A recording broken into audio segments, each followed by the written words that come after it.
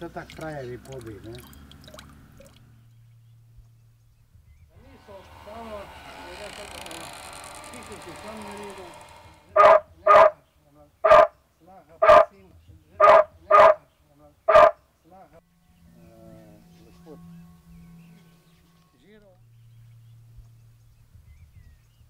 Malo več lojalnosti, malo več patriotizma, ne?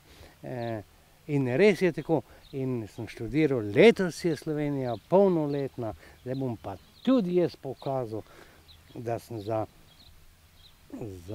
družino, za vas, za kraj, za občino in v celoti Slovenijo.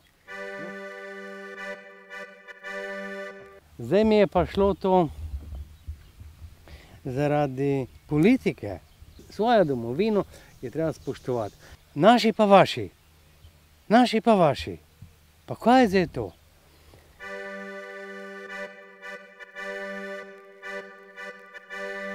Lansko leto pa še nazaj 7,3% je bila rast Slovenije. Najbogatejša država v svetu bomo, pa ne vem, kaj še vse.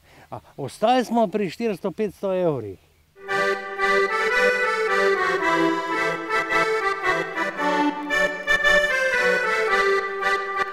Na Hrvaškem slišim pa to non-stop, naša lepa, pa naša lepa, ne, njihova, ne. Pa nas tega ne slišiš, ne.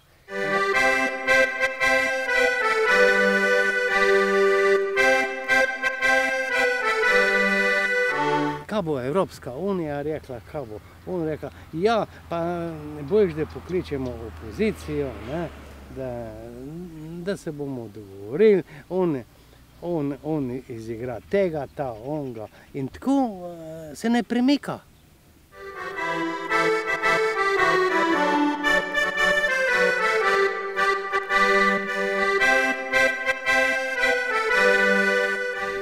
Tisoč, pa še več, tisti, ki od dela ne morejo živeti. To mene boli. Od dela ne morejo živeti.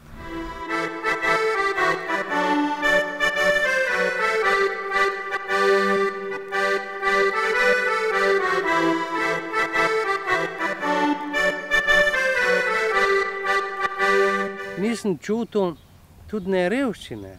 Zato ne, ker ni nihče okoli imel okrog mene.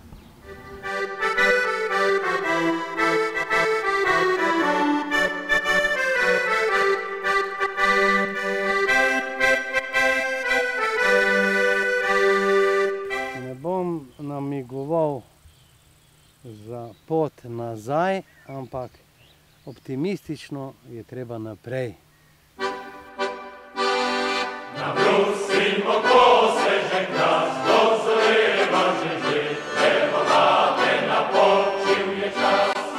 Jetro zapoje, naj pesem odmeva, nabrusimo kose, zel je glas.